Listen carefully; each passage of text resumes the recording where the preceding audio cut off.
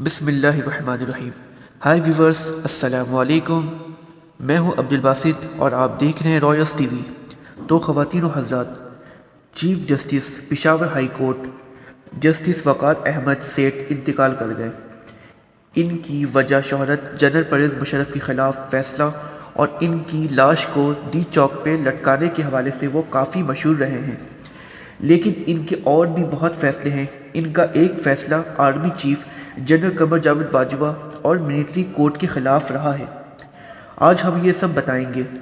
تو خواتین و حضرات، گزشتہ برس دسمبر میں سابق army chief general Pervez Musharraf کو سزائے موت سنانے والے خصوصی عدالت کا فیصلہ آنے کے بعد ساری توجہ جسٹس وقار احمد سیٹھ کے تحریر کردہ پیراگراف نمبر 66 کی جانب ممنوع ہو گئی تھی، جس میں انہوں نے سابق آرمی چیف کو اسلام آباد کے ڈی چوک پہ لٹکانے کی بات کی تھی۔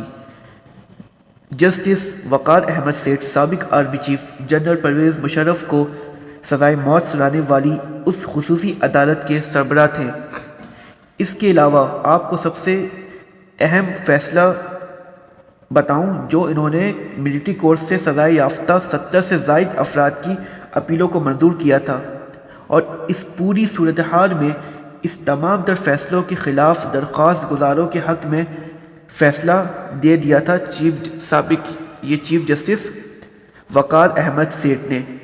آپ کو بتاؤں کہ دہشت گردی کی جب لہر چل رہی تھی تو نیشنل ایکشن پلان کے تحت ملٹری کورٹ کا قیام عمل میں لایا گیا، اور ملٹری کورٹ کے اندر کسی شخص کو اگر سزائے موت دی جاتی یا عمر قید دی جاتی تو اس حکم کی توثیق آرمی چیف کرتے تھے۔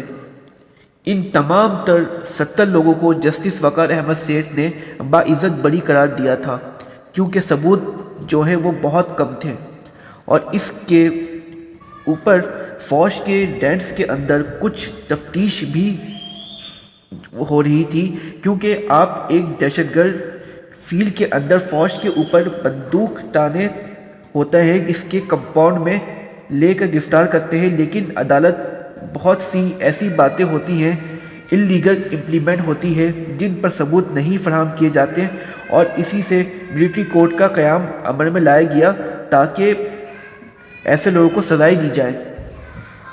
اور ویورس میں یہ بھی بتانا چلوں کہ army chief general Qamar Javed Bajwa نے اور عمران خان نے اور چیف جسٹس پاکستان نے، ان سب نے اس کی بہت وہ کی ہے، اظہار افسوس کیا ہے کہ ان کا انتقال ہوا ہے۔ اللہ ان کی مغفرت فرمائے۔ اگر ویورس آپ کو ہماری ویڈیو اچھی لگی ہو تو آپ اسے پلیز لائک اینڈ سبسکرائب کریں۔ Thank you.